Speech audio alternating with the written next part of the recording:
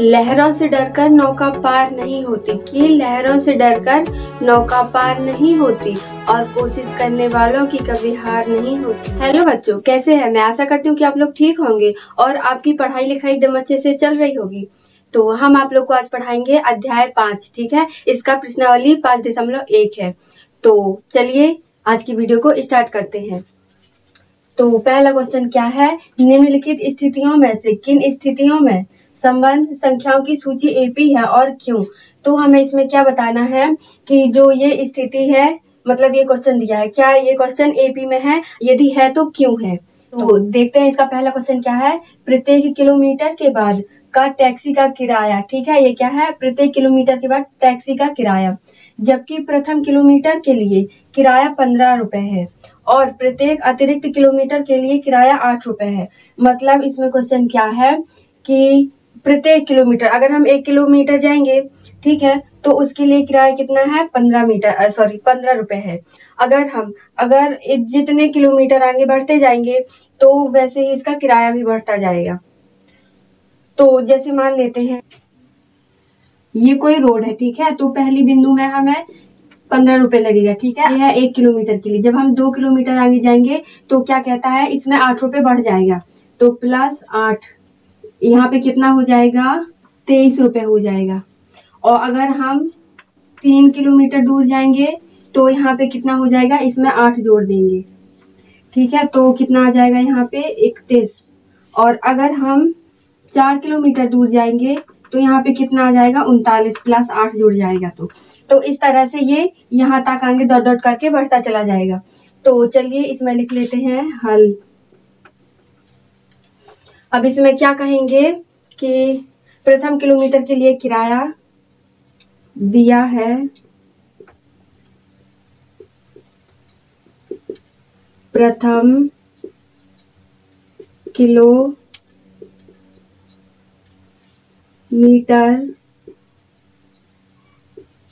के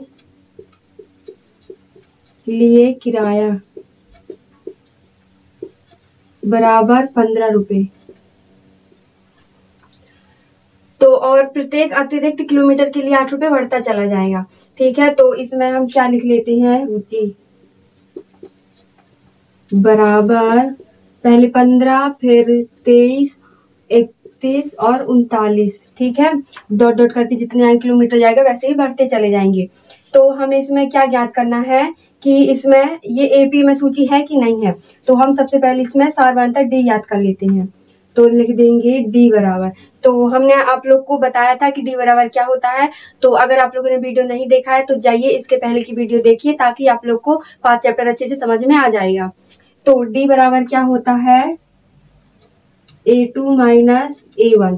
तो A2 क्या होता है, दूसरा पद माइनस पहला पद, तो ये हो गया बराबर। अब यहाँ पे दूसरा पद क्या है, 23 है, तो 23 माइनस पहला पद क्या है, 15। तो D1 बराबर कितना आ जाएगा, 8 आ जाएगा, ठीक है। पहला तो ये निकल आया। अब क्या देखते हैं, अब D2 निकालते हैं ताकि पता चले इसमें कितने का अंतर है। तो D2 बराबर 31 माइनस 23, तो D2 बराबर यहाँ पे कितना आ जाएगा, 8 आ जाएगा। मतलब हम इसमें क्या लिख देंगे कि हाँ ये सूची एपी में है। उसने पूछा था कि अगर एपी में है तो क्यों है, तो इसलिए है क्योंकि इनके बीच का अंतर 8 है,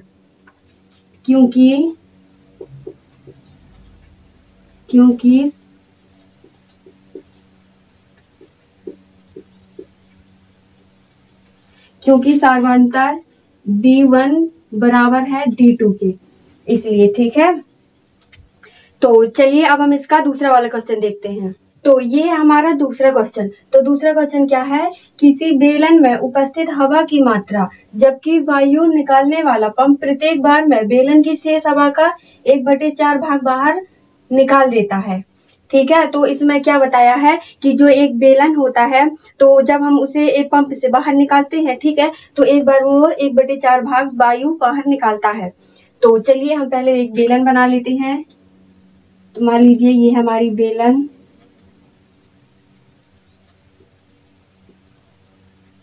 ठीक है। तो ये है बेलन, तो ये क्या है हमारा पंप है, और यहाँ से क्या, यहाँ से हवा निकलेगी। ठीक है। तो अब इसमें क्या कहता है कि पंप प्रत्येक बार में बेलन की शेष हवा का 1/4 भाग बाहर निकाल देता है। तो चलिए लिखते हैं, लिखेंगे हल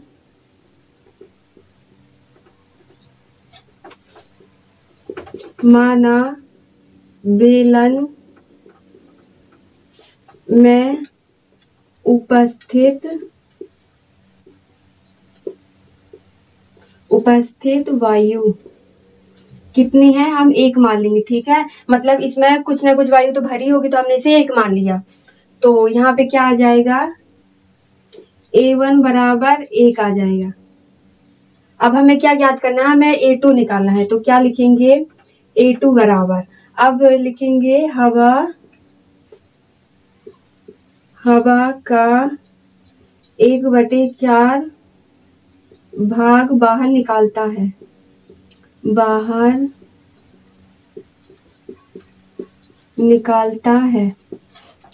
तो यहाँ पे क्या आएगा, हवा इसमें हमने 1 माना है तो 1, और यहाँ पे भी हवा कितनी हो जाएगी, 1 हो जाएगी। गुणा का मतलब क्या होता है, गुणा, और 1/4। तो यहाँ पे क्या निकाल देता है, मतलब यहाँ पे क्या आएगा, माइनस आएगा। तो 1 माइनस 1 का गुणा 1 में करेंगे तो 1 ही आएगा, /4, यहाँ पे कुछ नहीं तो 1 मान लेंगे, बराबर इन दोनों का एलसीएम लेंगे तो कितना आएगा, 4। और जब हम 4 का 1 का 4 में भाग देंगे तो 4 बार जाएगा, और 4 का 1 में भाग देंगे तो गुणा करेंगे तो 4 एकम 4 माइनस, अब 4 का भाग 4 में देंगे तो 1 बार जाएगा, 1 का गुणा 1 में करेंगे तो 1 ही आएगा, बराबर 3/4 आ जाएगा। तो ये क्या निकला हमारा, A2 बराबर 3/4। ठीक है, A2 निकला है। अब हम इसका A3 निकाल लेते हैं। तो A3 बराबर हवा का 3/4 भाग बाहर निकालता है,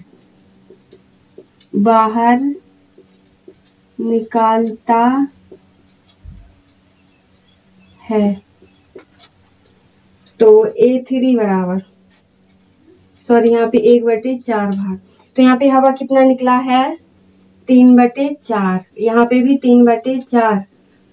ठीक है, गुणा 1/4, यहाँ पे निकालता है तो माइनस आ जाएगा।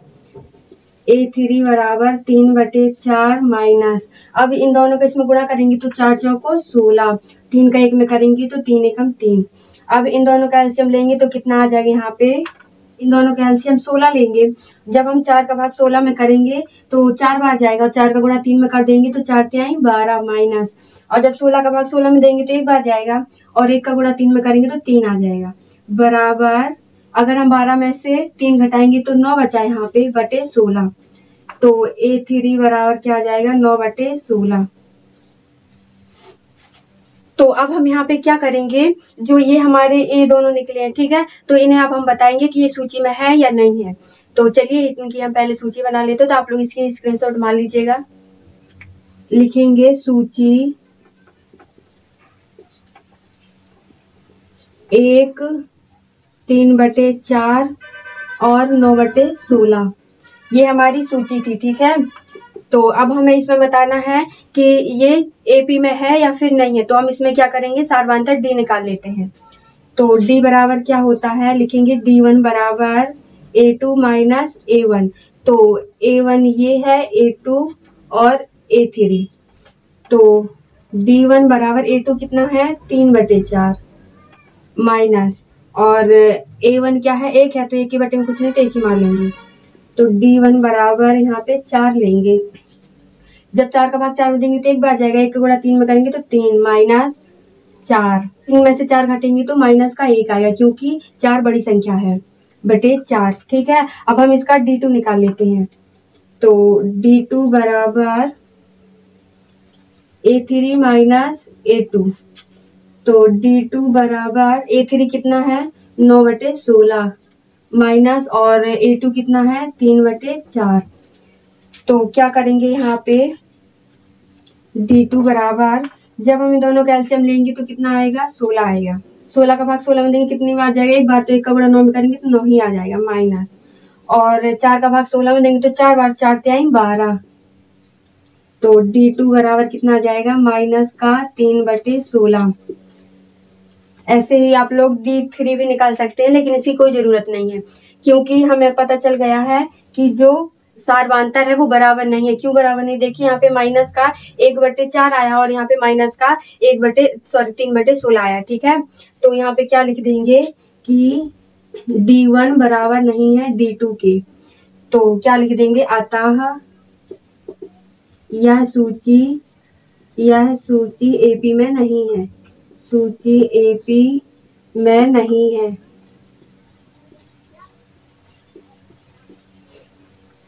तो चलिए अब हम इसका तीसरा क्वेश्चन देखते हैं। तो ये हमारा तीसरा क्वेश्चन क्या है कि प्रत्येक मीटर की खुदाई के बाद एक कुआं खोदने में आई लागत, जबकि प्रथम मीटर खुदाई की लागत 150 रुपए है और बाद में प्रत्येक मीटर खुदाई की लागत 50 रुपए बढ़ती जाती है। मतलब कि जब हम पहले खुदाई करते हैं, ठीक है, तो उसकी लागत कितनी आती है, 150, लेकिन जब हम कुएं को और गहरा खोदते जाते हैं तो 50 रुपए बढ़ता जाता है। ठीक है, तो मान लीजिए जैसे ये हमारा एक कुआं है, ये है, तो यहाँ तक की लागत कितनी है, 150 है, लेकिन जब हम इसे और गहरा करते हैं तो 50 रुपए बढ़ते जाते हैं। यहाँ पे 50 बढ़ा और जब थोड़ी और आगे गए तो फिर 50 रुपए बढ़े। ठीक है, तो मान लीजिए ये हमारा कुआं है, तो क्या लिखेंगे, माना पहले लिखेंगे हल, लिखेंगे दिया है कुआं की खुदाई की लागत बराबर 150 रुपये। अब हम क्या लिख देंगे, सूची, तो सूची, ठीक है, जब हम एक बार खुदाई की तो यहाँ पे कितना है, 150, और फिर जब हमने इसके थोड़ी और नीचे गए तो इसमें 50 ऐड किया तो यहाँ पे कितना आ जाएगा, पूरा 200 हो जाएगा, और फिर जब हमने 200 में 50 और ऐड किया तो यहाँ पे 250 हो जाएगा, और डॉट डॉट करके जितना गड्ढा खोदेंगे उतना ही बढ़ते चले जाएंगे। तो हम इसमें क्या बताएंगे कि अब इसमें क्या देखेंगे कि ये AP में है या फिर नहीं है, तो ज्ञात कर लेंगे D। तो D1 बराबर क्या होता है, A2 माइनस A1। तो D1 बराबर A2 कितना है, 200 माइनस A1 कितना है, 150। तो D1 बराबर यहाँ पे कितना आ जाएगा, 50। इसी तरह हम D2 निकाल लेते हैं। तो D2 बराबर कितना है, A3 माइनस A1। तो D2 बराबर D2, A3 कितना है, 250 है, माइनस और A2 कितना है, 200। तो D2 बराबर कितना आ जाएगा, 50। तो यहाँ पे देखिए दोनों में सर्वांतर D कितना आया, 50-50, मतलब दोनों समान है। तो यहाँ पे हम क्या लिख देंगे कि D1 बराबर है D2 के, अतः यह सूची AP में है, क्योंकि इसका सार्वअंतर यानी D बराबर है। तो चलिए अब हम इसका चौथा क्वेश्चन देख लेते हैं। तो ये है हमारा चौथा क्वेश्चन, देखिए क्या कहता है ये कि खाते में प्रत्येक वर्ष का मिश्र धन, जबकि रुपए 10,000 की राशि 8% वार्षिक दर से चक्रवृद्धि ब्याज पर जमा की जाती है। चक्रवृद्धि ब्याज क्या होता है, जब हम ब्याज का भी ब्याज जोड़ने लगते हैं, ठीक है, तो क्या होता है, चक्रवृद्धि ब्याज। तो हम इसमें अब क्या करेंगे कि जो मिश्र धन है, ठीक है, तो चलिए देख लेते हैं, लिखेंगे हल, क्या लिखेंगे, प्रथम वर्ष का मिश्र धन बराबर कितना है, 10,000 रुपये, ठीक है, 10,000 रुपये, और 8% दर क्या दी हुई है, दर बराबर 8। और क्या है, अब इसमें समय कितना दिया हुआ है खाते में प्रत्येक वर्ष मतलब एक वर्ष, तो समय बराबर 1। ठीक है, अब हमें क्या करना है, इसमें बताना है कि चक्रवृद्धि ब्याज पर जमा की जाती है। तो यहाँ पे लिखेंगे प्रथम वर्ष का ब्याज, प्रथम वर्ष का ब्याज बराबर, इसका सूत्र क्या होता है, मूलधन गुणे समय गुणे दर बटे 100। तो यहाँ पे मूलधन कितना है 10,000, इकाई दहाई सैकड़ा हजार 10,000, कितना है 10,000, गुणे समय कितना है 1 है और दर कितनी है 8 बटे 100। तो ये जो 100 है यहाँ से कुछ कट रहा है तो काट देंगे, तो इस 2 से इसके 2 जीरो कट जाएंगे, तो यहाँ पे कितना आ जाएगा बराबर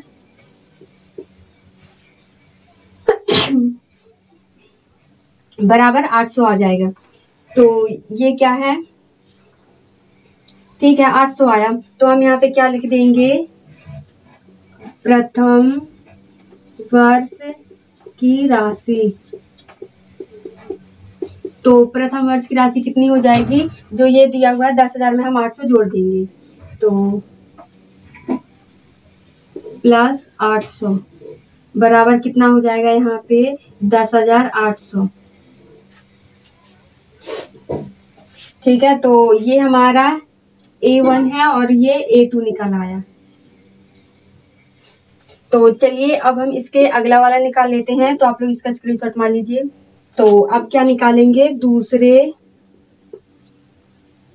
वर्ष का ब्याज। तो दूसरे वर्ष का ब्याज कितना हो जाएगा, लिखेंगे मूलधन गुणे समय गुणे दर बटे 100। तो मूलधन अभी हमने कितना निकाला था 10,800, गुणे समय कितना है 1 है, गुणे दर कितनी है 8 बटे 100। तो इसके 2 जीरो से इसके 2 जीरो कट जाएंगे, तो बराबर यहाँ पे कितना आ जाएगा, जब हम 8 का गुणा 8 में करेंगे तो 8 अठैया 64 और 8 का गुणा 1 में करेंगे तो 8 ही आ जाएगा। ठीक है, तो यहाँ पे कितना बचा 864, तो लिखेंगे दूसरे वर्ष की राशि। तो दूसरे वर्ष की राशि कितनी आ जाएगी 10,800 प्लस 864, तो कितनी आएगी 4 6 8 दूनी 16 11,664 आ जाएगी। ठीक है, तो ये हमारी कितनी हो जाएगी A3। तो अब हम क्या करेंगे, इसका सार्वधानिक D निकाल लेते हैं, देखेंगे ये सूची में है या फिर नहीं है। तो लिख देते हैं सूची,